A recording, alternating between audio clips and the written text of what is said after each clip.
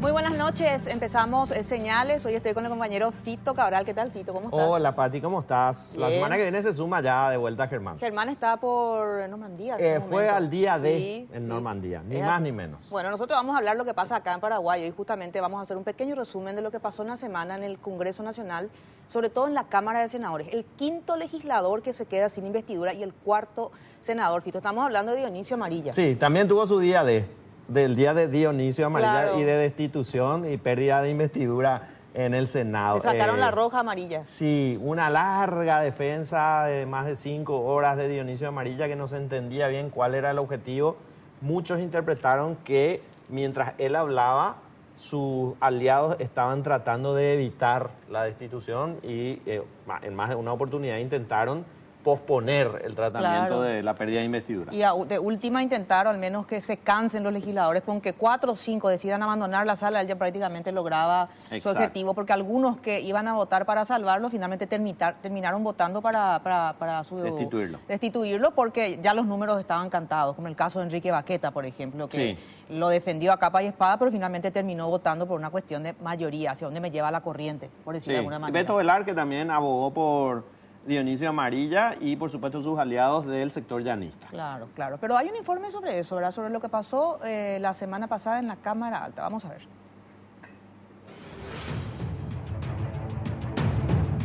El número de congresistas los cuales han perdido su investidura o renunciado ante señalamientos de corrupción y uso indebido de influencias es inédito en toda la era democrática del Paraguay. La presión mediática y ciudadana han sido claves. La justicia todavía se mueve lentamente, pero resalta la presión de un grupo de escrachadores que con organización han logrado reunirse con miembros de la Corte Suprema de Justicia, el Ministerio Público y congresistas. Votos por la aprobación, 9 votos por el rechazo, 2 abstenciones y 2 ausentes. Queda aprobado en general la pérdida de investidura. El jueves pasado le tocó al senador liberal llanista Dionisio Amarilla.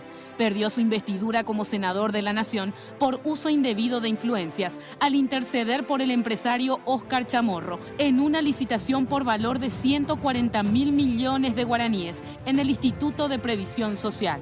Mi apuesta es a que la gente del trabajo se conozca entre sí. Así nomás. Y él fue mi partner en época de facultad y me dijo, la puta, estoy desesperado, se me cae el contrato contigo, ayúdame con tu amigo. Le llamé también y me dijo, no, tiene que solucionar los medios. O si no, le cortamos. O sea, queremos ir hacia adelante, ¿verdad? Y bueno, lo que se pueda hacer, nosotros estamos firmes para lo que vos me digas. Los que le apoyaban, además de centrar las críticas en el periodista que realizó la investigación, mocionaron la postergación del tratamiento del caso por 8 días, alegando que los jueces, o sea, el Pleno, debía ver el video sin editar de la investigación periodística. No me parece claro, los audios no son claros, no me dicen de que Dionisio Amarilla cometió tráfico de influencia. Y por esa razón asumo esta posición. Yo sé que es antipática, yo sé que es impopular, pero ¿saben qué? Voy a dormir tranquilo, con mi conciencia. Jamás pudo explicar qué hacía en esa reunión y yo quiero ser claro en esto. Estuve inclusive con el tiempo que nos dio, además de contestar mensajes, saludar a los amigos, de explicarle a la familia, enterarnos un poco de los resultados de fútbol, porque era insoportable escuchar argumentos que creo yo que estaban orientados a una estrategia dilatoria. Y finalmente no alcanzó. Ahora lo sustituirá el constitucionalista Eusebio Ramón Ayala del sector efraínista del PLRA. Dionisio Amarilla, el primer senador liberal en ser echado del Congreso, deberá explicar en una investigación fiscal el origen de su fortuna, los contratos millonarios con el Estado, las denuncias de corrupción en la UNA y otros.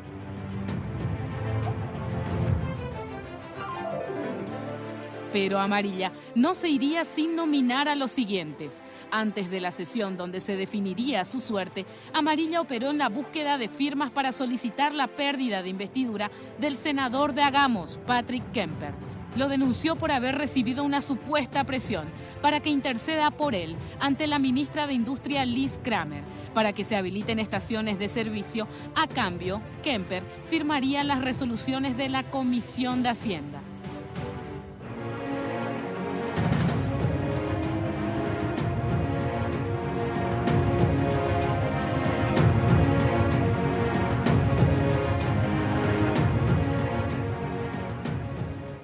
Bueno, y con 31 votos en contra, finalmente Dionisio Amarillo se queda sin su banca y el llanismo se queda sin un senador y finalmente termina siendo un golpe muy importante, Fito, a lo que es el equipo joven de Blas Llano. Bueno, y él continuará ahí al final del informe, es literal, porque ahora seguiría también en estudio lo de Javier Zacarías Irún en el Senado y hay 4 legisladores que también están siendo investigados por la justicia en la Cámara de Diputados. Claro. Carlos Portillo. Después le tenemos ahí a Ever Tomás Rivas, que hizo lo mismo que José María Ibáñez. Miguel Cuevas también. Nada más y nada menos que presidente de la Cámara en este momento. Y el cuarto no recuerdo quién era.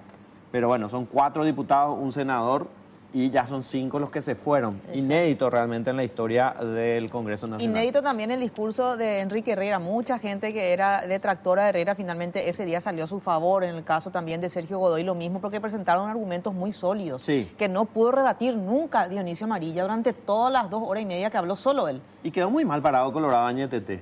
Porque una cosa es el derecho a la defensa, que es una garantía constitucional, y otra cosa es defender lo indefendible, que es lo que hizo en cierta forma Colorado Añetete al no tener una postura, al plantear que se posponga. Bueno, Colorado Añetete quedó bastante mal después de eso. Claro, porque abrieron su boca, por decirlo de alguna manera, 2 parlamentarios de Añetete, Beto Velar y Enrique Baqueta, solamente para defender. Ni siquiera Blas Llano creo que le defendió a Dionisio Amarilla como ellos lo hicieron. El resto se mantuvo callado. Nadie habló justificando de por qué él debía perder su investidura, por ejemplo, ¿verdad?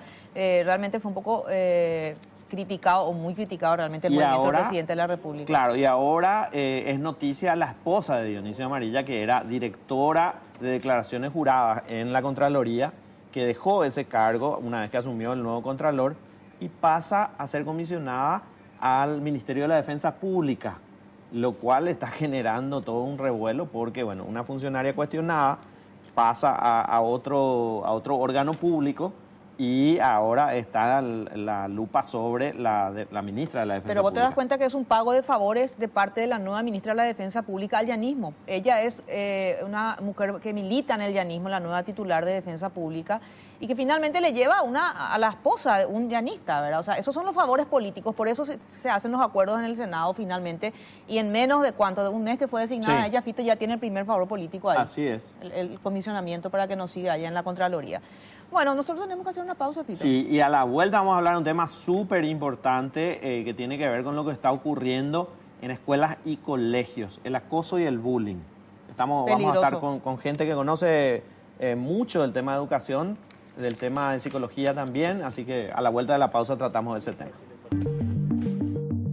El bullying puede definirse como un maltrato psicológico y a veces físico que sufren estudiantes de distintas edades por parte de otros compañeros. El bullying afecta la vida de las personas con profundas implicancias. En Paraguay existe desde el año 2012 la Ley 4633 contra el acoso escolar en instituciones educativas públicas y privadas subvencionadas, que pune esta acción que puede llegar a tener desenlaces fatales.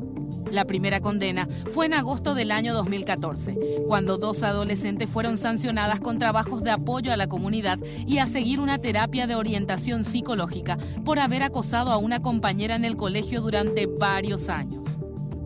Hasta el año 2017, según estudios del MEC, se registraban 2 denuncias de acoso escolar por día. Se identifican 3 tipos de bullying en colegios del Paraguay. Alrededor del 56% es acoso y abuso, que abarca desde insultos, matonaje, acoso verbal y físico, hasta amenazas con armas blancas. El sexting abarca el 12% y se trata de fotos o videos con contenido sexual subidos en los sistemas de mensajería o en documentos compartidos en la nube. Y el bullying electrónico, que alcanza alrededor del 32% y se percibe a través de las redes sociales o grupos de WhatsApp. Si tenés o no tenés debajo de tu pellón, no importa, lo corto de tu pellón, no importa si tenés eso, no importa nada. Tu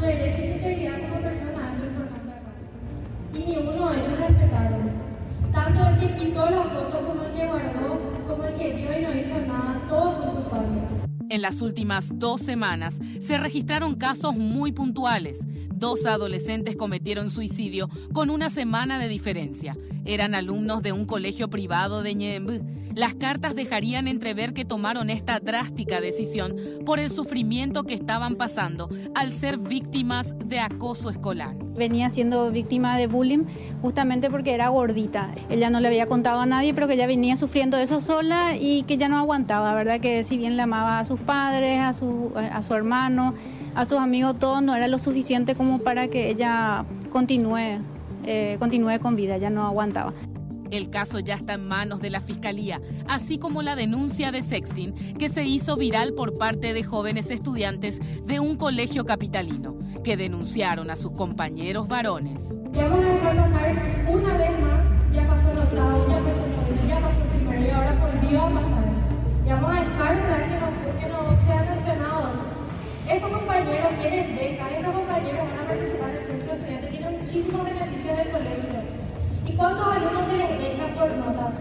O sea, estamos diciendo que una persona con unas malas actitudes tiene más derecho que una persona que le cuesta tiene malas notas para quedarse en este colegio.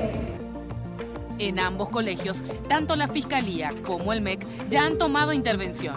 En el caso de los padres, parte crucial de la comunidad educativa, aquí algunas recomendaciones. Estos niños tienen 16, 17 años, ya de repente ya son un poco independientes, pero igual tengamos en cuenta su conducta, cómo se está desarrollando, los cambios que tiene, si se encierra mucho en una habitación, que nos llame la atención. Bueno, y nosotros esta noche vamos a hablar con gente experta en el tema fito. ¿Y quiénes son los invitados? Bueno, justamente recién veíamos en el informe a Sonia Escauriza del MEC, directora de Protección de Derechos de los Niños y Adolescentes. Gracias por estar con nosotros, directora. Muy buenas noches. También está con nosotros Clara Bozano, psicóloga. Hola Clara, ¿cómo te va? Muy buenas noches, Fito. Luis Fernando Ramírez es psicólogo, también experto en educación. Buenas noches, Luis. Hola, Fito. ¿Qué tal, Patricia? ¿Cómo están? Muy buenas noches. Y Gunter Krone, que es comunicador, pero también funcionario de la Fiscalía de Delitos Informáticos y experto en todo lo que tiene que ver con el tema informático. Buenas noches, Gunter. Muy buenas noches, Fito, Patricia y a todos los de la audiencia. Bueno, vamos a empezar, Fito, a hablar con la señora Sonia Escauriza. Ella representa al MEC. Ella es encargada de la niñez, en lo que refiere a niñez y adolescencia sería. Niñez y adolescencia, sí. ¿Hace cuánto están con este problema ustedes? Mira, la ley que tenemos es del 2012. La resolución por la cual también tenemos el protocolo es del 2012. Empezamos a trabajar socializando todo eso. Ahora se agudizó más por el uso de Internet. Anteriormente el acoso entre pares se daba, terminaban las clases y cada uno a sus casas y terminaba. Ahora esto continúa y va acelerándose más por las redes sociales. Es preocupante también porque las denuncias que vienen ya vienen con el tema de que no me hicieron caso, no me tomaron en cuenta. Generalmente el bulineado, la niña o el niño, el acosado, es el que se traslada y va a otra institución. ¿Por qué? Porque no se tomaron las medidas o no se activaron el protocolo como debíamos de empezar a trabajar. Termina corriendo en vez de quedarse y que sean sancionados, o al menos que hay una charla donde se comprenda, sobre todo lo que refiere a adolescentes y niños, sobre todo también, licenciada. Sí, cada vez, o sea, tenemos casos de niñas de 9, 8 años ya, de que los padres deciden trasladarle. ¿Por qué? Porque las instituciones educativas no toman en serio, toman a la ligera, no toman responsablemente y no trabajan en el fondo de la cuestión, el motivo. No hay una involucración también ahí de todos los actores. Ahora, ¿y cuál es el protocolo? Porque al hablar de un protocolo me imagino, yo digo, a ver, le pasa a mi hija en la escuela, en el colegio, yo me voy a la institución y les digo, mi hija es víctima de bullying. ¿Qué tiene que hacer el colegio? Bueno, el colegio primeramente llaman a los padres. O sea, ponerle que la denuncia venga del papá de la víctima. Sí. Bueno, pero generalmente puede venir también de la compañerita, Sí. porque es la que está con ella, o puede ser del docente. O sea, cualquier persona que sepa eso se acerca hasta la dirección de la institución y empieza el trabajo. ¿En qué consiste? Se le llama también a los padres de los victimarios, porque si ese niño está haciendo eso, evidentemente también necesita una ayuda. Sí. Acá tenemos víctima y victimario. Generalmente el que está realizando el bullying es una llamada de atención también la que él está haciendo. Entonces se trabaja en reuniones, en foros, que la solución venga de los propios alumnos. Eso es uno de los puntos que hay que trabajar, y la solución tiene que venir de ellos, porque también están los observadores, están los otros compañeros que ni es víctima ni tampoco es victimario. Entonces se involucra a toda la comunidad y sí se necesita el apoyo de los padres en cada caso. Es ahí lo que empieza a trabajarse el protocolo. Ahora a la licenciada Clara Bozano, que es creo que una de las partes fundamentales de lo que es la lucha contra el bullying. ¿Cómo se actúa cuando hay niños de por medio, adolescentes de por medio y algunos en el caso encargados de estos que no quieren aceptar que su hijo se comporta de esa manera con otro, que su hijo es un victimario, por ejemplo?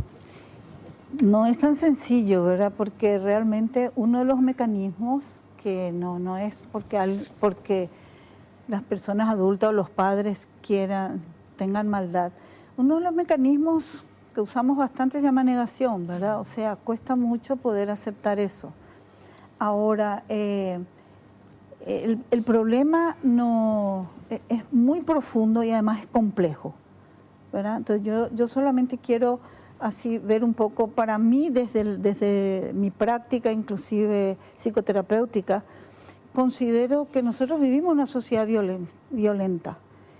Y si bien es cierto, la persona que, digamos, el agresor, también está manifestando que él tiene un problema, pero más que eso, es un delator de lo que está pasando en otras estructuras en las que él converge, ¿verdad?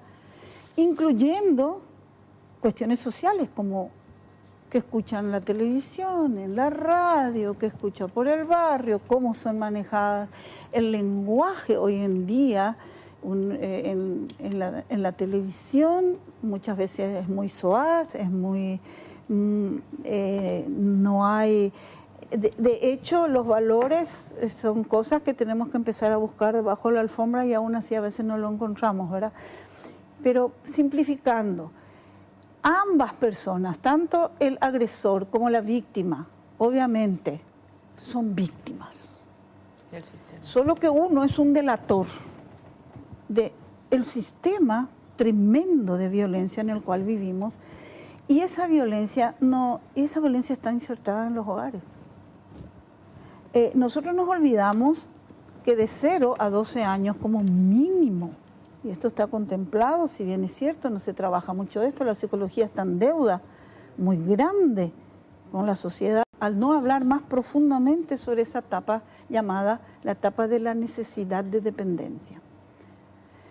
¿Qué significa eso? Que nosotros no respetamos la característica de ese ser de 0 a 12 años o como máximo 14, cuya necesidad básica es la de que se asuma que depende y no hacerle sentir mal porque depende. Todos estamos en una carrera de hacer que nuestro hijo de 3 años pueda recitar, pueda cantar, pueda bailar, pueda ser un adultito, que se aten los cordones ya. Apúrate a crecer, ese es un mandato, ya que decían antes Eric Berne y todo eso de psicólogos. Apuramos a crecer, a ser adultos. Va a llegar el momento en que todos vamos a ser adultos, seguro. El problema es que si no nos dejaron ser niños, vamos a ser adultos niños, ¿verdad? Y el niño es un niño adulto. Entonces, ¿qué pasa? Cerrando un poco la idea, la cuestión es esta, para contestar un poquito más tu pregunta. Acá tenemos que involucrarnos todos, padres, sociedad, clubes sociales, la prensa. Y una cosa, y con esto por lo menos esta parte después seguramente voy a dar, me parece que también tenemos que salir de algunos paradigmas que ya no sirven más. Así como se dice que la Internet trae nuevos paradigmas respecto a profesiones que van a ir desapareciendo, nosotros tenemos que ir dejando algunos paradigmas. La educación del cachorro humano, porque así yo lo llamo, ¿verdad?, tiene que ser una responsabilidad social. Tenemos que dejar de creer que solamente papá y mamá en una sociedad tremendamente exigente, que hace que son privilegiadas las familias, donde uno de los progenitores, si trabaja bien, y el otro puede quedar a organizar el hogar, porque eso también es trabajo. Pero hoy en día las exigencias son tan tremendas y que ese grupito pequeño nomás de gente puede decir, bueno, papá sale a trabajar, o mamá, que mamá es profesional, gana más, papá es profesor y no gana tanto, entonces, bueno, que papá se quede, ¿por qué no?, ¿verdad? Pero entonces ambos salen y nadie se responsabiliza de los niños. Y cuando le pasa algo a los niños, ¿quiénes son los responsables? Papá y mamá. Y hay una sociedad que se lava las manos, una prensa que habla de manera soez, agresiva. Los adultos nos estamos agrediendo, estamos mostrando eso a los niños. Y solo para la cereza, porque eso sí se puede, me gustaría afianzar, o sea, profundizar, sino en otro momento. Y sometemos a los niños, primero, apúrate a crecer, a que sean adultos rápidos. Ellos necesitan depender, necesitan que sepamos que, por más que sepan hacer algunas cosas, tiene que haber un adulto siempre dándole sensación de presencia.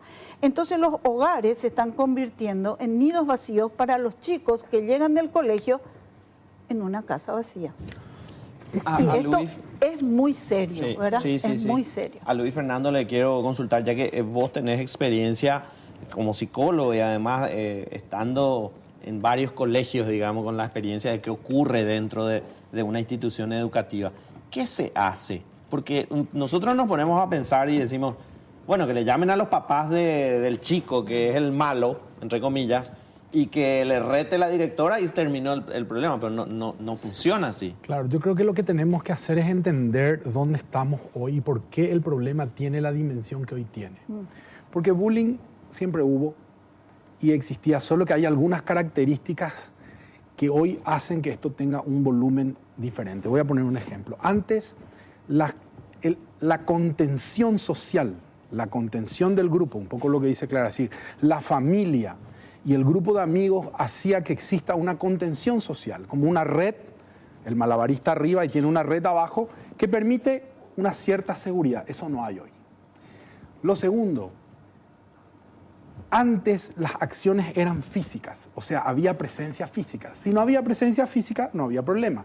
Entonces el problema tenía un rostro, tenía una persona y tenía una identidad. Hoy, con el cambio que hay, y además, y aquí voy a tomar también lo que nos decía Clara, es decir, la ausencia de la familia hace que estemos en modo de educación que se basa en la culpa, en donde para educarle a nuestros hijos le volvemos débiles, porque le hacemos cosas y damos cosas que ellos pueden hacer. Entonces tenemos, por ejemplo, una de las cosas que hay que trabajar, que es el límite a la frustración. Hoy no se trabaja, evitamos la frustración. Entonces, nuestros chicos están menos preparados internamente para resolver, porque tienen menos contención social, menos contención familiar, no están preparados para resolver la frustración, y aquí viene lo otro. La virtualidad hace que un evento imaginado sea mucho más poderoso que un evento real. Es decir, todos nuestros problemas son más fuertes y más grandes en nuestra imaginación. Nos pasa con todo. Entonces imagínense una niña o un niño que está imaginando, pero además en un solo acto, en un solo clic, su problema de ser físico y aquí toma una dimensión mundial, una dimensión del espacio, una dimensión sin tiempo. Eso es inmanejable para un adolescente, inmanejable. Las consecuencias del no espacio y el no tiempo, o todo espacio, todo tiempo, es inmanejable para un adolescente y también para un adulto. Entonces, el mundo en el que hoy vivimos nos pone en una convivencia donde los componentes esenciales que antes nos daban seguridad, que antes nos daban contención, hoy no están. Y hoy hoy existe un modo de convivencia donde los componentes no tenemos la capacidad y el adolescente no tiene toda la capacidad de manejar. El cerebro madura, termina de madurar entre los 18 y después de los 18 años para tomar decisiones, pero a los niños a través de la tecnología le ponemos en la necesidad de tomar decisiones para las cuales no están preparados.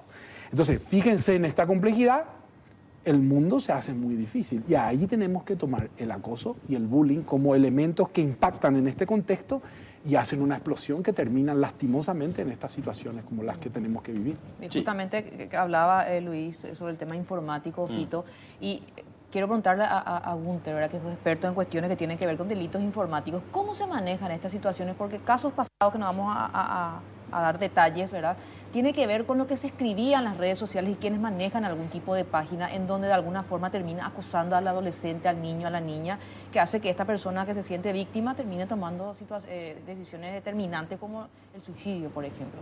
¿Cómo Fiscalía de Delitos Informáticos puede ayudar o actúa en esos casos? Bueno, ya lo dijo la doctora Cauriza, también el doctor, que Internet trajo un cambio de paradigma.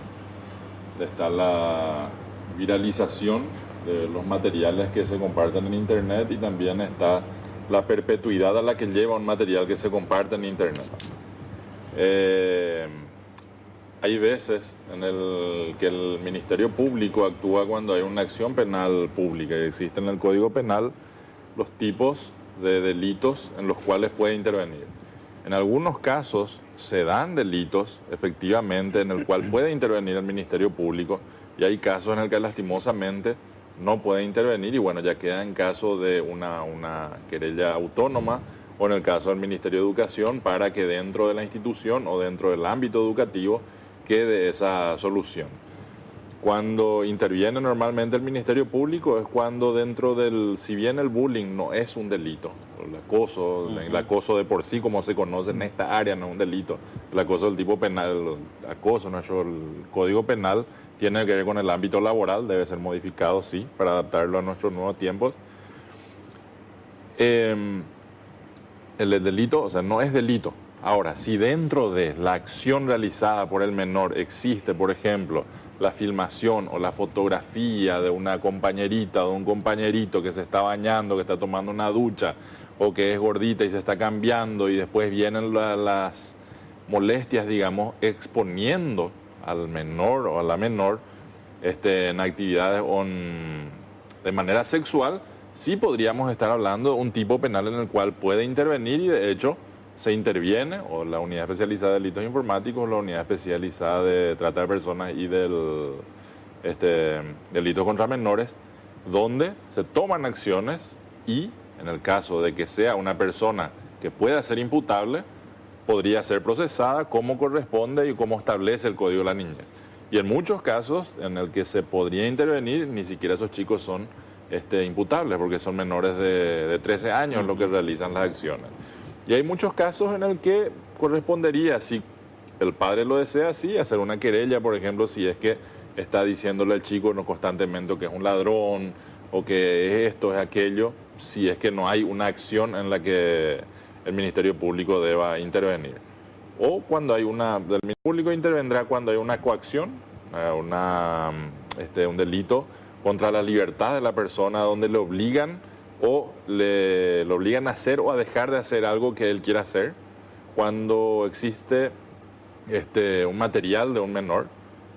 E incluso hay veces que vienen y dicen, bueno, le amenazó y le dijo esto. La amenaza realmente también entra en el ámbito de son delitos de acción penal privada. Entonces corresponde a las partes ver ese Hay tema. una desprotección entonces, Fito, en este caso, según nos cuenta él, lo que refiere a la justicia, ¿verdad? Porque solamente si hay una cuestión que tiene que ver con lo sexual, para ser un poco más claro y sencillo nomás, porque hay gente que hoy se suicida porque le dicen, por ejemplo, que es muy negra, que es muy blanca, que tiene la nariz muy grande, que no tiene que ver con lo sexual, por ejemplo. O sea, hay una desprotección de alguna forma, Fito. Sí, pero y justamente a mí me preocupa, antes de llegar, digamos, al ámbito en el que puede actuar la Fiscalía, ¿cómo se le protege a los chicos de esto que es una necesidad prácticamente para ellos? O sea, cómo hacer, porque tus conocimientos en el área informática, más allá de la cuestión de la fiscalía, nos dan lugar a que te podamos preguntar y decir, bueno, ¿qué hacemos los padres para ayudarle a los chicos a de alguna forma estar protegidos de esta que es un arma de doble filo? Y bueno, en primer lugar, lo esencial es la educación, o sea, la comunicación que uno tenga con el hijo y la forma en la que uno se desarrolle o se desenvuelva en el área virtual depende mucho de cómo, del ambiente en el que vive, creo yo. Ellos sabrán mucho mejor que de mí. Yo después quiero decir algo al respecto. Ahora, para que los chicos no usen muchas herramientas que hoy en día están utilizando mal, se tiene que activar el control parental. Tenemos, por ejemplo, qué sé yo, habían Sarajá, por ejemplo, o incluso Instagram. Si tenemos un chico que tiene menos de 16 años, no lo va a poder usar. Entonces va a usar cuando tenga una determinada madurez que le permita probablemente tomar mejores decisiones, afrontar mejor los problemas, hacer eso. Entonces una recomendación tecnológica es activar el control parental dentro de los dispositivos que se le van a entregar al chico. Porque hoy en día, tal como vos le dijiste, no podemos evitar que el chico tenga comunicación de esa manera. Licenciada, ¿quería agregar algo sobre Yo quería agregar algo, porque de nuevo que estoy de acuerdo, que sería, yo en este momento diría que sería un ideal, que sean los padres solamente, porque siempre los padres, y estoy preocupada con esto, porque estamos, o no queremos ver, vemos la cosita allí nomás, y no queremos ver que si hay una sociedad tremendamente consumista, que nos lleva a papás y a mamás a salir del hogar, trabajar mínimo 6 horas, el que tiene suerte. Entonces, o el Estado tiene que empezar a subsidiar a uno de los padres, dejémonos de hipocresías, o porque no pueden los padres ser omnipotentes. Los chicos, más que hijos de los padres, y acá mucha gente no va a estar solamente de acuerdo, lo siento, son hijos de la vida, son de aquí a 20 años van a ser los senadores, diputados, parlamentarios o lo que sea del país. Todos tenemos que ponernos la camiseta de los niños y de los adolescentes, y tenemos que ver que tenemos que transformar las cosas de mucho más abajo. Porque si no, estamos exigiendo muchísimo. Claro, y además estás hablando de una familia ideal, papá, mamá, hijos, que no existe. Y no es la mayoría. La mayoría de la familia ya no es papá, mamá, hijo, porque la mamá se fue a trabajar a España, o el papá está en el exterior, o se separaron, o es mamá soltera. Claro. Y ahí la responsabilidad es mucho más grande, porque se trata de una persona que tiene que hacer un poco el dedo en la llaga de las instituciones educativas. Las instituciones educativas tienen que saber que los niños, las niñas, cuando superan los 12 años, la familia dejó de ser lo más importante. Entonces, ¿cuál es la institución más importante a partir de esa edad? Las instituciones educativas, las instituciones religiosas, porque son los pares de esos chicos los seres más importantes para ellos. La empatía que ellos necesitan tener entre ellos hace que ellos tengan una lealtad tan grande entre ellos que hasta víctima y victimario se alían para no hablar de nada, porque prefieren llevarse bien con sus pares, porque además se sienten amenazados. Entonces, nosotros tenemos que empezar a abrirnos un poco, ¿verdad? A mí me gusta mucho cada tanto leerlo otra vez a Edgar Morin, porque él dice, tenemos que irnos al pensamiento complejo, tenemos que aprender a ver los problemas de manera compleja. ¿Y qué pasa? No nos da la solución el pensamiento complejo, nos da las variables. Por lo tanto, probablemente cada uno de nosotros podemos tener alguna posibilidad. Un grano de arena. Un grano de arena. Y así tiene que ser, porque si no, no. Sí. Está en una sociedad consumista que todo el mundo está detrás del trabajo, pero entonces tiene que hacer guarderías barriales, centros deportivos barriales tienen que ser, no tienen que ser un club a 5 kilómetros. Claro, tiene que uno sentirse parte integrante. Ahora me hace acordar del barrio, algo que ya no existe prácticamente, que jugamos entre todos, ¿verdad? Y licenciada Sonia, sí, hay una estadística de casos de bullying, ¿aumentó o no aumentó? ¿Tienen ustedes una Sí, aumentó en forma considerable las denuncias. Y más lo que concierne a ciberbullying, le vamos a llamar así. Actualmente, por eso, en el Ministerio de Educación, con un equipo de abogados, y estamos viendo, porque tenemos la ley, pero en la ley no está tipificada lo que es ciberbullying. Está un poco desfasada de lo que es hasta ahora, ¿verdad? Entonces estamos viendo, estamos trabajando con eso para modificar. Primero, introducir lo que es ciberbullying. Y otro es el tema de sanciones a aquellas instituciones privadas que no aplican el protocolo, porque con eso nosotros nos encontramos ahora actualmente. Yo a mis docentes del Ministerio de Educación, de los colegios oficiales, le llevo un sumario administrativo si es que no aplica el protocolo, pero no así a un colegio oficial, perdón, a un colegio privado. Quiero acotar nomás lo que dijo la licenciada, que sabemos que el primer lugar seguro para una niña o un niño adolescente es la casa. Segundo sería la escuela. Es ahí el segundo vínculo más importante para ese niño, que tendríamos que darle esa seguridad a ellos y no acosar, que el acoso venga justamente de ahí. Ya, bueno, Fito, tenemos que hacer nosotros una Sí, pausa. a la seguimos vuelta de la luego. pausa le quiero preguntar después más cosas a Sonia Escabriza, la directora, sobre todo si hay un plan a partir de ahora de parte del MEC en base a este crecimiento de las denuncias, pero a la vuelta de la pausa. Bueno, y seguimos hablando acá, Fito, Sí. de esto que tiene que ver con el bullying y el acoso. Yo le quería consultar al licenciado Luis sobre el caso de aquellos padres o encargados. Cuando digo padres, digo yo ya involucro a todos los encargados, abuelas, tíos, que terminan desechando cualquier tipo de responsabilidad cuando ocurre este tipo de problemas. ¿Le pasó a ustedes unos colegios que dicen, solucionen ustedes o no, directamente no aparecen? Sí, así es. Hay varias cosas ahí. Una es en el caso de a veces de acoso y abuso, incluso muchas veces es su primer entorno, el entorno familiar, el que a veces está involucrado, lastimosamente.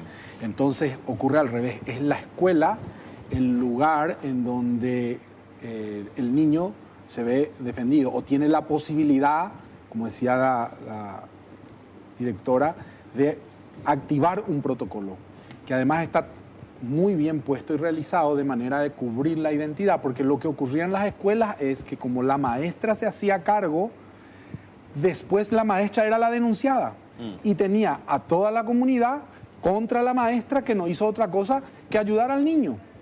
Entonces, con todo eso el protocolo tiene todos esos cuidados. Es decir, cuando se activa el protocolo, se activa con el cuidado de que podamos recoger la idea del niño, que podamos hacer una intervención, una visión sobre la familia, sobre los responsables, para saber si muchas veces la madre no sabe, otras veces es cómplice, otras veces hay una variedad muy grande que hay que investigar, que hay que conocer y que hay que tener como el mapa bien desarrollado para poder después ser eficaces en la intervención. Porque muchas veces también pasó que el colegio toma partido, digamos, toma cuenta y después se viene todo como encima de la escuela, de la maestra, y lo que empezó para hacer un bien termina siendo Una riña entre abogados, una vez me dijeron, una complejidad, termina pero el que ni problema se real imaginan. Sí, abajo. Sí, abajo. Y la niña sigue o el niño sigue, no se resuelve y el problema tuvo una escala que a veces no sabemos por qué ni de dónde ocurrió, ¿verdad? Entonces, no siempre la conciencia parte de la casa, no siempre. Entonces, ahí hay un trabajo muy fuerte que hacer, ahí hay un trabajo de involucramiento de la sociedad, ahí hay un trabajo en donde tenemos todavía que hablar sobre la violencia que hay a los derechos de los niños en forma cotidiana. Todavía el niño no tiene un espacio de respeto y todavía no estamos trabajando con el enfoque de derecho de los niños y las niñas. Ese es un déficit de nuestra sociedad y tenemos que trabajar. Si bien los programas y los protocolos están, todavía el cumplimiento eficaz y efectivo no se da por toda la casuística que ocurre, porque además decían lo del barrio. Y lo que pasa es que muchas veces el barrio sale a defender a ese hombre. Entonces hay una complejidad y una problemática muy grande cuando se trata de acoso y cuando se trata de abuso. Yo quería preguntar a la directora Sonia Escabriza, ¿hay un plan del MEC ahora que hay un aumento de estas denuncias? Y acá me decían, también me enviaban un mensaje y me decían, el MEC debería incluir materias que no sean opcionales, pero que sí sean ya parte del currículum en cuanto a todo lo que tiene que ver con el bullying y todo lo que tiene que ver también con el ciberbullying. Sí, entiendo. O sea, acá siempre las instituciones educativas tienen su equipo de orientación. Son ellos los que tienen que estar trabajando en cómo denunciar, cómo detectar, cómo ese alumno puede saber qué es lo que está pasando, dónde denunciar y qué hacer. Es la institución educativa en ese sentido, con su equipo orientador, pero sí tenemos, o sea, sabemos que en ética o en algunas otras materias eso está introducido ahí, cómo hacer, o sea, las leyes con quien uno cuenta y cómo accionar. ¿Cuál es una señal de alerta para que nosotros sepamos, digamos, algo le pasa a mi hijo, a mi hija, algo raro hay, tengo que ir a hablar con la gente en el colegio, tengo que ver su teléfono? ¿Cuáles son esas señales de alerta, Clara? Acá con Luis seguramente que vamos a ir tejiendo un poquito de eso. Una cosa que se suele ver así, que suele ser, no sé si estamos de acuerdo en esto, es que le vemos cambiado al menor. Ese cambio no quiere decir que está haciendo algo malo, simplemente es un cambio que no suele ser, o sea, eso ya es algo que llama mucho la atención, ¿no? Así lo es. Yo le pondría el título de lo que está diciendo Clara, así cuando cambia el estar, la forma de estar. Exacto. Ahí hay un indicador. Por ejemplo, era siempre, venía, saludaba, ahora de repente le ves que no saluda, le ves que está muy encerrada, le ves que está muy ausente. Se queda en el aula, no sale al recreo. Entonces, cuando cambia su forma, su manera de estar, es un indicador de que algo está pasando. Claro. Esa es la puntita del hilo que podemos empezar a estirar. Pero nos tiene que llamar la atención cuando cambia la forma de estar. Pero muchas veces el encargado dice, es adolescente y el adolescente es así. Allí está. Y entonces, ¿cómo hacer para distinguir que efectivamente... Excelente. Ustedes que son los expertos en eso. Porque ahí es donde nosotros también tenemos que cambiar nuestra manera de estar. Y yo digo, el adolescente no es así. A mí me toca la oportunidad de conversar y hablar muchísimo y profundamente con el adolescente. Lo que el adolescente no va a hacer es, nunca te ocupaste, nunca te preocupaste y ahora venís, me golpeas la puerta y me querés hablar. ¿Quién sos? Te dice. Entonces, no es que vos, yo siempre digo esto, la niñez es una inversión que vamos a recoger en la adolescencia, pero desapareciste toda la niñez y le golpeas después para hablar en la adolescencia. Espera un poco, te dice, te desenchufa y te quedaste ahí en el aire. Entonces, acá es cómo vos fuiste tejiendo un vínculo con tu hijo, cómo vos fuiste tejiendo un vínculo con tus alumnos. Eso te da a vos la posibilidad de entrar a niveles muy profundos. Y la experiencia es que los adolescentes hablan y hablan de todo y con mucha profundidad cuando encuentran el espacio de respeto y el espacio de diálogo y de conversación. Pero cuando encuentran un espacio de imposición o, como decía Clara, de violencia, ahí es difícil que el joven o el niño se abra. Otro de los cambios también es la agresividad, cómo contesta, cómo reacciona y también institucionalmente, o sea, los docentes se dan cuenta en las bajas calificaciones que tiene o en la clase está ausente, no participa, son hechos que llaman la atención. Yo quería agregar algunas cositas más, porque hay mucho en este tema. Esto, un cachito tomando un poco, porque no tenía el dato, esto de la agresividad. Lo de la agresividad, en líneas generales, a mí me parece que tenemos que tener un poco allí, más como algo parecido a lo que se dijo que es propio de la adolescencia. La agresividad en la adolescencia, nosotros le llamamos agresividad. Hay que ver a ver si no es rebeldía. La rebeldía no puede ser confundida con la agresividad. Y la rebeldía es un derecho del adolescente. ¿Por qué? Allí los psicólogos creo que nos vamos a poner de acuerdo. El chico que no usa la herramienta de la rebeldía en la adolescencia no puede trabajar su identidad. Él necesita oponerse para luego saber quién es. Por allí arroja más datos Luis, ¿verdad? Y esto nosotros confundimos con agresividad. Cuando a mí me llega un chico en el consultorio y me dice, era tan obediente, qué sé yo. ¿Y qué edad tiene ahora? 12, 13. Y es le digo, bienvenido. Y me dice el papá, no me digas eso. No, bienvenido. Si un chico a esa edad todavía sigue siendo así, obediente y no sé qué, va a tener una adolescencia tardía. Sí. Va a tener una adolescencia tardía, es mejor. Entonces, no es tanto. Para mí, lo que él apuntó más, de que cambia de repente manera de ser, de andar, inclusive se le ve a lo mejor más triste y todo, pero la rebeldía no hay que confundir, porque le estamos negando a los jóvenes con el mote de agresividad, que es una manera de descalificar su proceso, le estamos llamando violencia, que son violentos. Nosotros los adultos tenemos que dejar de sentirnos tan omnipotentes y que somos los que sabemos todo. Es cierto que sabemos, ¿cómo no vamos a saber?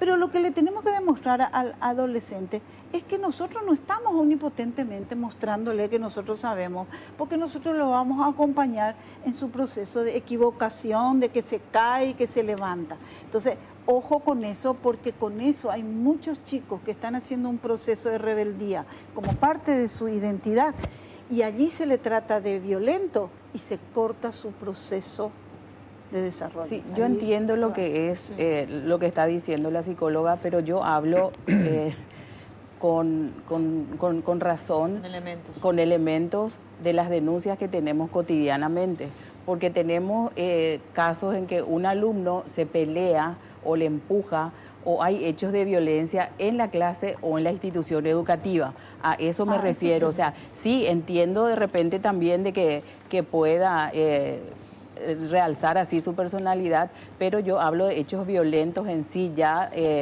con las denuncias, cuando ya utiliza la fuerza. Eso nomás quería aclarar.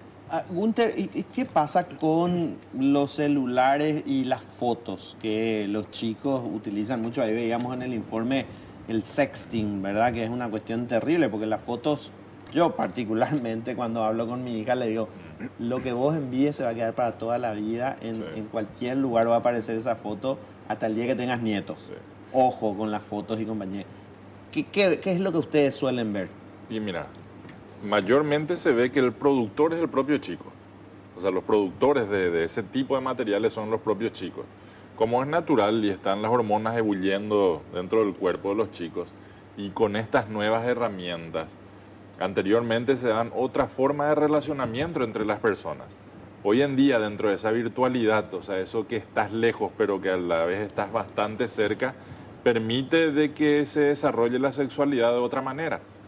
Por lo tanto, lo que anteriormente para mí era una prueba de amor, dame un besito, pasame la mano en mi época, hoy en día es a ver cómo estás, dame tu foto y mostrarme cómo te quedas en ropa interior. Entonces, el chico, la chica, dentro de esa inocencia y dentro de ese estado que está evolucionando, o sea, dentro de la forma en la que está desarrollándose sexualmente, piensa de que está haciendo bien eso y envía esa imagen, envía ese video. Eso de repente toma, o sea, pierde control. Como vos mismo le decías a tu hija, una vez que esa foto se va a internet, ya no sabes a dónde va a parar ni tampoco por cuánto tiempo va a estar. Probablemente en mi generación yo tenía unas fotos de mi abuela en donde siempre la veía con ropa. De aquí a 2 o 3 generaciones vamos a tener chicos, o sea, adultos que van a ver las fotos de su abuela sin ropa probablemente, en su época de adolescencia.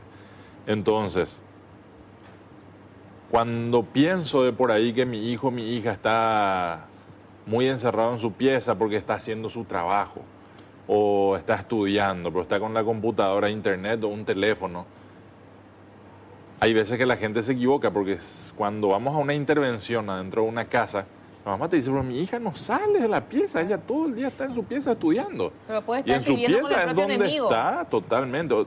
No solamente estamos hablando que hable con un adulto es algo muy peligroso. Sí. Claro, pero hay adultos que se hacen pasar por chicos. Y la chica cree que está hablando con otro chico. Pero mayormente en los casos de ese tipo de filtraciones se da cuando hay un contacto hombre-mujer o pareja. Sí. Entonces llega esa imagen a esa pareja porque se da de forma voluntaria esa fotografía, ese video. El chico probablemente lo comparta con sus compañeritos diciéndole, mira, no le muestres esto, pero mira, esta es la foto de alguien. Llega esto a las manos de las nenas no le aguantan a la otra y empieza a correr el video, se viraliza dentro del colegio, toma estado público, ya pasa de que eran solamente 2, ahora prácticamente toda la institución tiene en cuestión de minutos toda la fotografía, los chicos, al rato ya tienen los docentes, al rato ya tiene el grupo de padres se empieza a pelear, se empiezan a salir y bueno, empieza el bochinche con el que tienen que lidiar los colegas aquí, tanto en los colegios o en educación y bueno, los psicólogos que ya tienen que trabajar con eso, pero ya es tarde. Cuando esa imagen está en internet, vienen y te dicen, queremos que esa imagen desaparezca. Y tener que decirle lastimosamente es imposible. Ni aunque sea el hijo de Donald Trump, es imposible que esa imagen desaparezca de internet una vez que tomó estado público. Y, licenciado, ¿y qué hacemos con aquellos padres que dicen, no, yo no quiero entrar en su pieza a revisar justamente lo que decía Gunter en la computadora porque el chico dice, me está invadiendo mi espacio? Y el padre es un menor todavía, finalmente la responsabilidad es de los encargados. Es nuestra responsabilidad como padres de acompañar y si es necesario intervenir porque le estamos educando. Es la etapa en la que tenemos que educar. Y hoy el medio donde los chicos viven y donde los niños se involucran y relacionan y vinculan es el teléfono. Entonces es un espacio donde yo tengo que tener cierta intervención y cierto control. Porque el niño no está todavía listo y preparado para tomar definiciones y decisiones que las toma y que van a trascender su vida, como nos decía Gunter, y que él no tiene la capacidad de poder entender hoy esa consecuencia. Porque además, desde que nació en ese mundo. No tiene... Es un nativo digital. Es un nativo digital. Entonces no tiene la concepción del peligro que significa o de la vivencia que puede ocurrir si esto se le va de las manos, porque no tienen esa experiencia. Para ellos es lo más natural del mundo. Entonces, en conclusión, como adultos nosotros no podemos abandonar. No podemos decir, es nuestro deber como formadores acompañar. Ya, licenciada, ¿quieres agregar algo? Sí. Pero un minuto más y vamos a la pausa, a la vuelta, ¿te parece? Como quieras. Bueno, vamos a la pausa, ¿verdad, Pito? Yo le quiero preguntar muchas cosas a todavía. ¿Vamos a la pausa? Ay, todavía no. Nosotros vamos a la pausa. No te quiero dejar solamente con un minuto, por eso. Así que volvemos Por eso te digo, vos mandas acá, así que no hay problema. Bueno, quiero consultarle a la directora Escauriza del MEC. Hay también una estadística de las denuncias de bullying en contra de varones y niñas. Hay una cantidad. ¿Quiénes son los que más generan este tipo? ¿Quiénes son los victimarios en mayoría? ¿O es una cuestión de prácticamente de igualdad, licenciada? Y las víctimas, el porcentaje que tenemos que las niñas son más propensas a ser víctimas, que se le haga bullying. Y los varones generalmente ellos solucionan ya con golpes.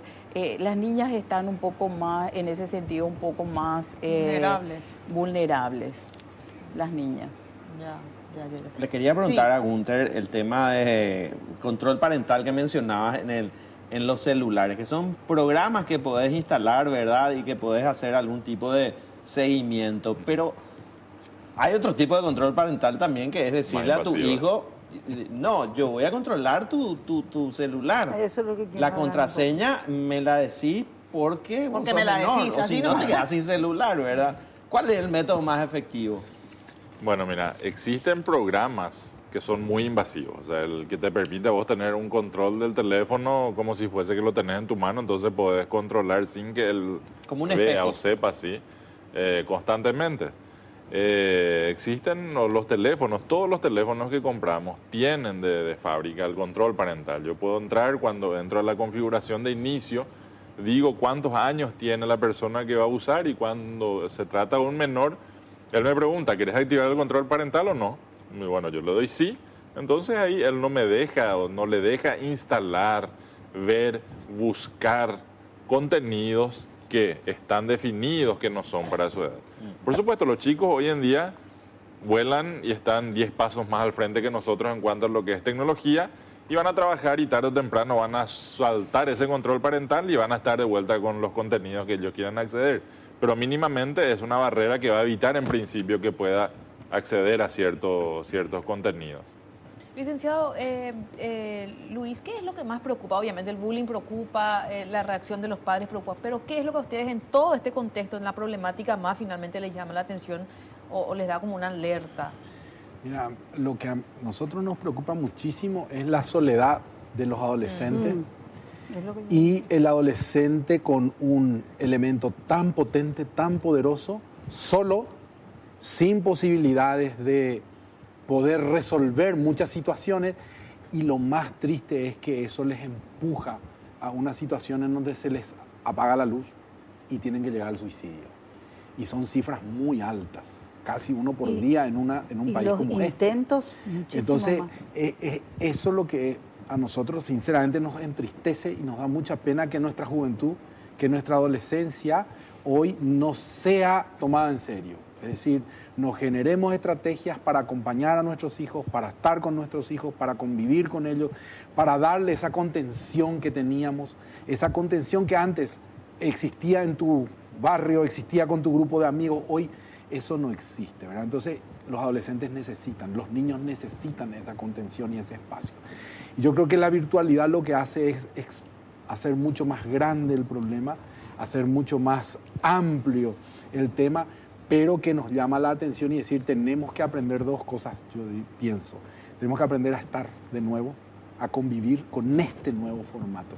Porque hoy dejamos que la tecnología es muy económico. ¿Por qué? Porque no me preocupo, no me involucro. Ay, no, está bien, tiene su teléfono, dale su teléfono, que su teléfono haga que su teléfono... No. El humano necesita tiempo humano. No podemos resignar el tiempo humano. Tenemos que estar con nuestros hijos. Nuestros hijos no van por correspondencia o por control remoto. Entonces, si tenés un hijo, asumí la responsabilidad de tener un hijo y convivir con él. Está con él. Tené algún tiempo. Si no puede ser de cantidad, que sea de calidad. Que sea de gestionar cosas con él. Porque lo peor que podemos hacer es dejarle abandonado. ¿Cómo llegaron a solucionar algunos problemas que usted tal vez pudo tener, la pelea o ese conflicto entre padres que termina priorizando quién tiene más o quién tiene el mejor abogado y el problema del chico queda finalmente relegado? Está buena esa posición que mencionás, porque el problema es un problema de convivencia, en donde lo primero, nosotros en algunas oportunidades que tuvimos trabajamos con los grupos de padres. Entonces fuimos creando grupos, porque ¿qué es lo que pasa? Los grupos de padres no se encuentran más. Todo es a través del WhatsApp. Entonces, realmente no nos conocemos. Entonces, nosotros decimos, vamos a generar un espacio para conocernos, para saber quién es Patricia, que escribe acá y a la que le tengo rabia, pero no sé quién es. Después resulta que nos sentamos, estuvimos juntos, ¿cómo estás? Y opinaste. Vos sos... No puedo creer. Y como que gestionamos, o sea, la gestión humana es la que falta. Entonces, gestionamos espacios de encuentro y convivencia entre los papás, entre los padres, cuidando que primero los grupos o los padres que están en litigio vayan de a poco haciendo una aproximación en donde todos como colectivo entendamos lo que está pasando y entre todos tomemos una decisión. Son los mejores caminos. Algunos ejemplos, dijimos, todos los padres de este grado vamos a hacer tal cosa, a tal hora el teléfono se apaga. Entonces no es tu hijo o su hijo, no, todo el grado. Y esas son acciones que contribuyen porque hace que los niños enseguida se alinean. Toditos entran en la misma sintonía. Entonces las soluciones necesitan ser colectivas. Las soluciones necesitan involucrar a todos. Y si nosotros no le involucramos a los afectados van a vincularse o van a relacionarse con eso que decías, a ver quién hace mejor exhibición de su poder, con lo cual destruye el grado, destruye a su hijo finalmente, destruye todo.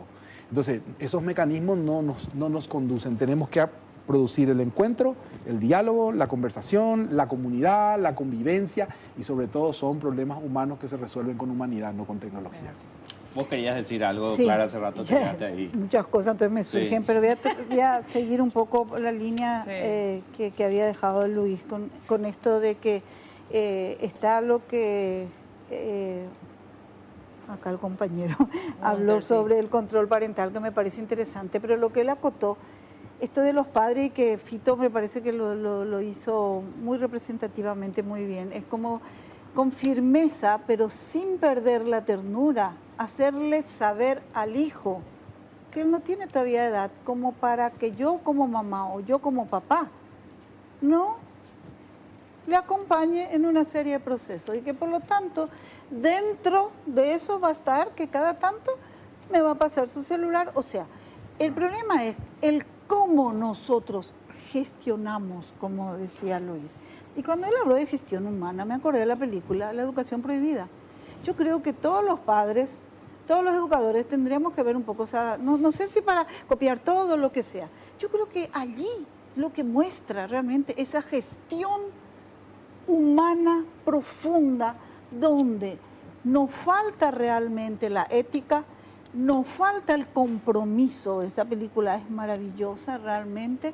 Nos falta un respeto hacia el niño, hacia los derechos del niño, como lo digo, y hacia los adolescentes.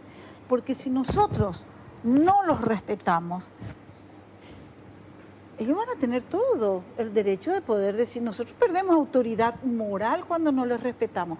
Y hay una cosa muy seria en ese aspecto. Cuando Luis puso eso, perdón, le estoy tuteando porque no, por favor. Somos colegas, dijo esto del respeto a los derechos del niño. Tenemos que tener claro que hay que hacer.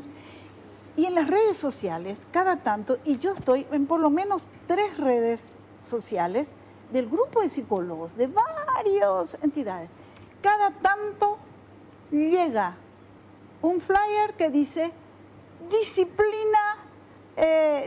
psicología de antes, una zapatilla volando, un cinto, un no sé qué. Y es un grupo de profesionales. Imagínate aquel que no es profesional. Imagínense los que no son. Y a veces, en reuniones de padres, jocosamente decimos, paliza lo que le falta. No, le falta límites.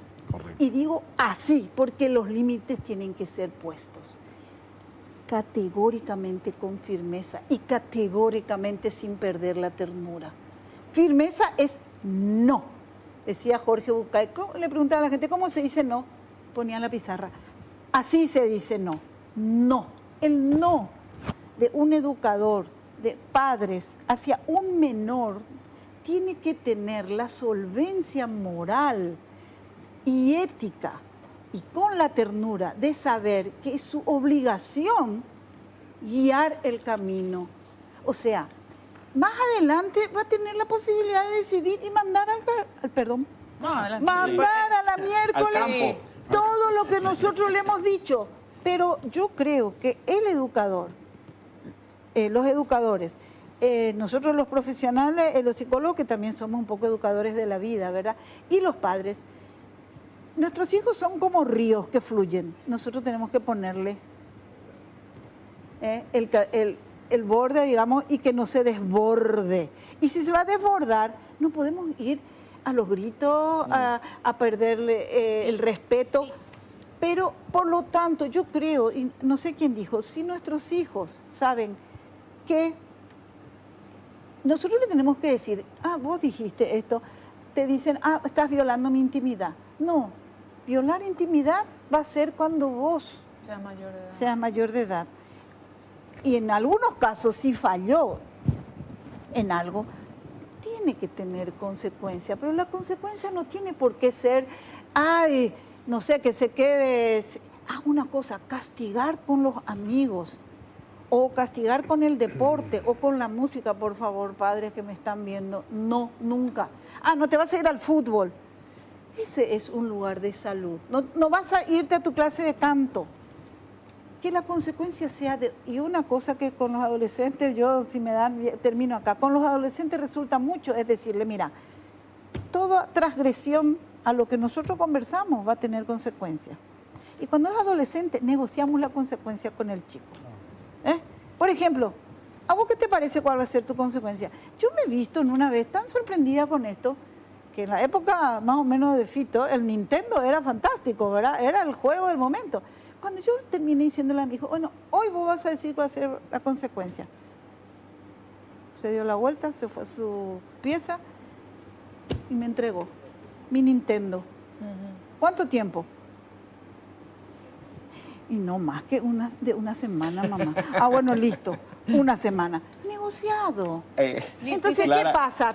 Tengo la consecuencia. Digo nomás esto, porque si no pensamos que tenemos que dar límites a garrotazos y a los gritos. ¿Y quién le pone acá a la licenciada Cauriza, que ya no estamos por ir, le quiero preguntar? ¿Y quién le pone límite a los padres? Porque yo me imagino que también hay muchísimos docentes que sufren esos padres incorregibles que se van y dicen, a mi hijo no se le puede hacer esto, ni esto, ni esto, ni esto, y los hijos son... El no que no le pusieron, que decía la licenciada Clara Van y quieren incorporar a los maestros. Primero delegan la responsabilidad a ese pobre docente. El docente cuando toma ya las providencias de ponerle orden, viene la mamá y dice, no, ¿por qué le gritas a mi hijo? O sea, porque le estás enseñando, vienen y le quieren agredir. Uno le dicen, yo te estoy pagando el salario. O sea, son varias cosas. Y ahí está, o sea, la sociedad toda, papá, mamá, docente, trabajemos en ese caso, es cierto, en ponerle límite a nuestros hijos. Hoy no y no.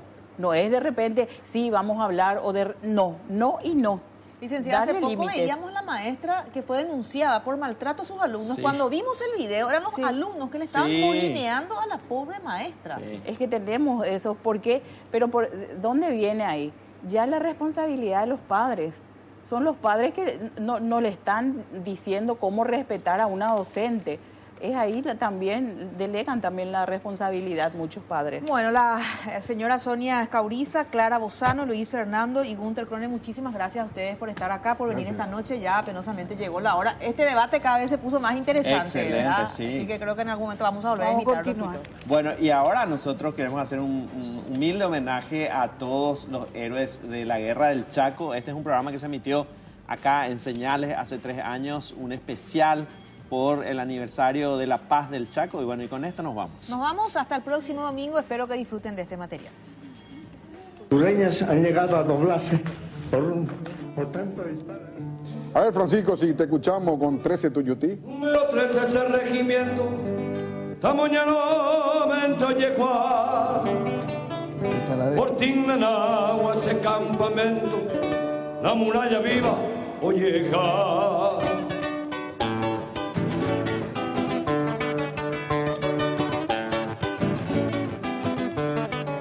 La tajupi mi mano en la visera, jatamoyo ya se embaracamí.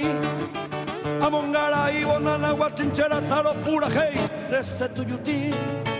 A los pura hey, ta regimiento 13 Nanagua de gloria, yero viajaite. Haitibira y regimiento 7, la muralla viva, mopuajare. Roata majahuite saray, este pepete y coemero ñeñanduca. Lo que llama orera y de pepe de esta de gloria, oma eganwa.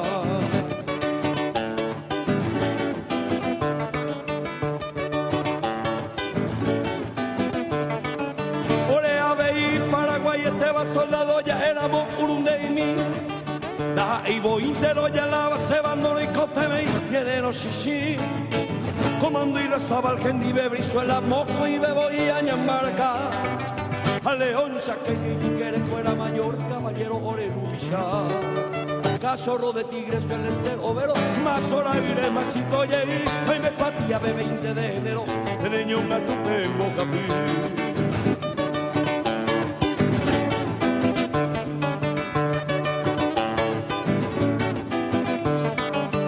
me va era morena, pena de orena, no laurel tipejú. Oye, un pican guapo, mi baru, a me regimiento, 13, oye, cuando pu. Poder lore, pope, tuyo, tío, lerera, mita y pertalantino, pete. Huira jairi, tu oye, su pejeva, orero, basa, hoja, ya ve. Pongo aquella vez, 20 de enero, y coeja a la viernero, así. Ojo, ahí va, cueja, sangre y fuego. Ay, que pavo, a peña, bolime, ve.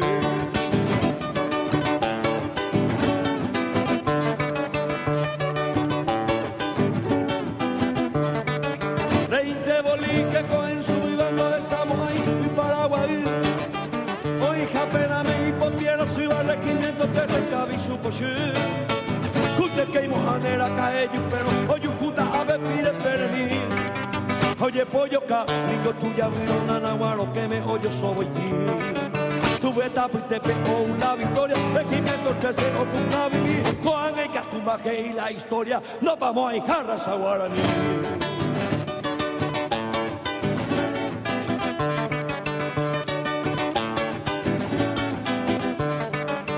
Se nevo y hay pañales también ambas es por si función ya ve. O que sacan duba manto güero vienen al agua de gloria para carapé. 8 pitos puna agua de gloria de la pita mamanduar a mí. O escribí chupe y pajuba historia tamoñaro fuera 13 Tuyutí. Hoy Kobe Pucuba manto que se apane, regimiento tercera cuerda, a leche de oro pema oye iguales, Victoria Macuco era muá.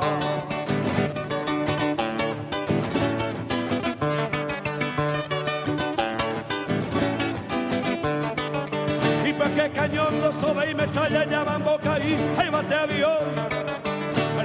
Verendo tuve y muralla, como iba fue quinta división. Ñanetico, Omogro y Victure, Cañón, Jambo, Carata, Tinegüe. Aoyo, Arilla, Gesha, Peñure, Tinebuyo, Orire, Ue. Aba y a Canhueco, a Pega, Pepe, a Cabera, Cuera, Homo, Sarambí, a los Circatimas, se teja y Pepe, y coge me va y Salomita, Copí.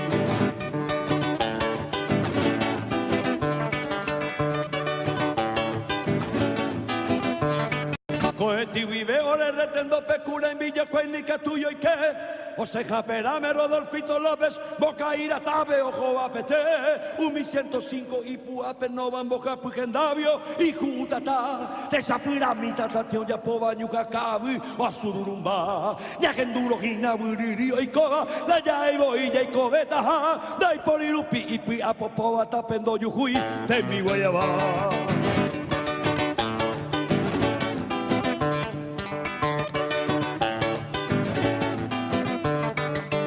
Gupi mi mano la visera hasta mondo con sepura jaimí amonara y manana guachinchera hace regimiento 13 tuyutí número 13 ese regimiento amoñaro mento yecua Fortín Nanagua ese campamento la muralla viva olleja Fortín Nanagua ese campamento la heroica quinta esa división número 13 ese regimiento solito el uno se batalló.